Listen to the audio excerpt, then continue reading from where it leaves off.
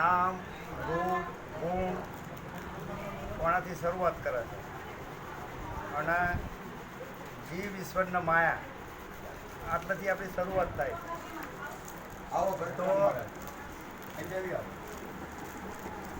તો આપણને જે પ્રથમ તો નામ બતાવે છે. નામ બતાવે છે. ચોથા પદે પોકારતા શું કહે છે કે નામ રૂપ ગુણનો બાદ ચોથું પદ અવિનાશ. ચોથા પદનો જે ભેદ જોવાનો એ ક્યાં હરીનો બાદ પાછું ચોથા પદની વાત કરે છે. બરાબર. હવે રૂપ, રસ, ગંધ, સ્પષ્ટ અને શબ્દ આ વસ્તુ શબ્દની બહાર બતાવે છે.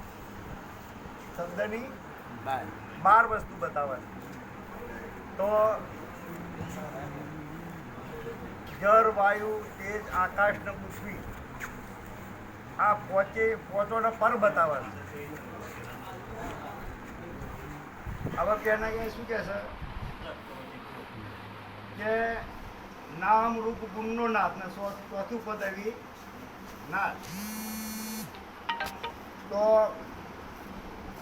જે નામ બતાવે છે એનો કે આ તમારા ફરીબારનું પારેલું નામ છે એનો તો નાચ છે. પછી જે ગુણ બતાવે છે, ગુણ બતાવે એટલે આ ચા પીવાય કે ગુણ પીવાય, ગુણ બીડી પીવાય કે એનો ગુણ, આ બોલાય તે પણ ગુણ, કે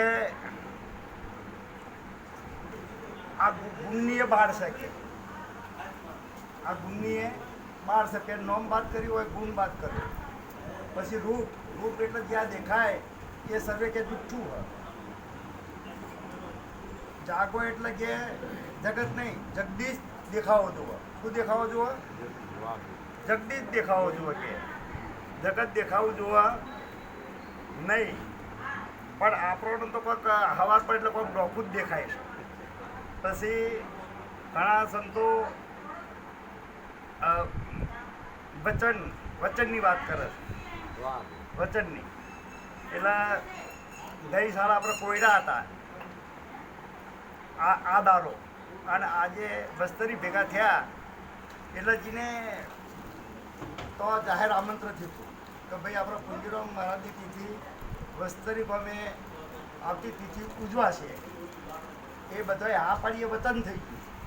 તો જે વચનને મોનની આપી અને ટાઈમ સમયસર કોઈ હાજરી આપે તો વચન હતું કે મારાથી આવવાનું નહીં, મારા આ કોમ હતું કે વરસાદ વધી ગયો, આ થયું તે થયું, રસ્તામાં ઘર હતી. એટલે આવું બધું ચાલતું હોય છે.